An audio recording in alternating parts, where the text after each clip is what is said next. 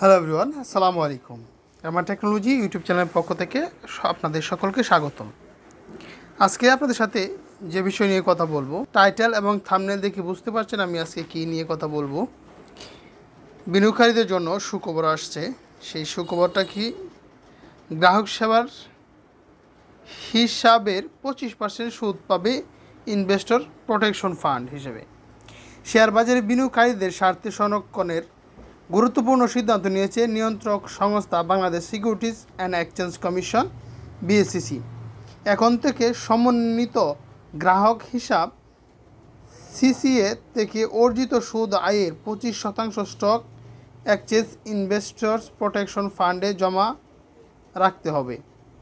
মঙ্গলবার 27 মে বিএসইসির 956তম কমিশন সভায় চেয়ারম্যান খন্দকার রাশেদ মাকসুদের সভাপতিত্বে এ সিদ্ধান্ত গৃহীত হয়।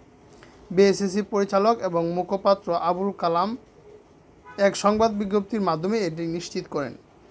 সিদ্ধান্ত অনুযায়ী ব্রোকারেজ হাউসগুলোর মাধ্যমে পরিচালিত সমন্বিত গ্রাহক হিসাবে বিনিয়োগকারীদের ব্যবহৃত অর্থ ব্যাংকে জমা থাকে, যার উপর তারা সুদ আয় করে থাকে।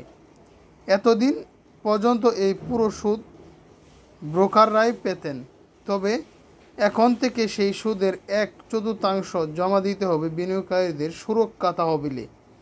বাকি 75% তারা নিজেদের খাতে ব্যবহার করতে পারবে।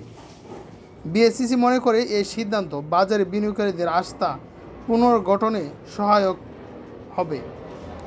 বিশেষ করে অনিশ্চয়তা এবং বাজারে ঝুঁকির সময় এই তহবিল ব্যবহার করে বিনিয়োগকারীদের আংশিক সুরক্ষা দেওয়া সম্ভব হবে। বিশ্লেষকদের মতে এটি একটি সময়োপযোগী পদক্ষেপ, যা বাজার ব্যবস্থাপনার স্বচ্ছতা এবং দায়িত্বশীলতা নিশ্চিত করতে ভূমিকা রাখবে।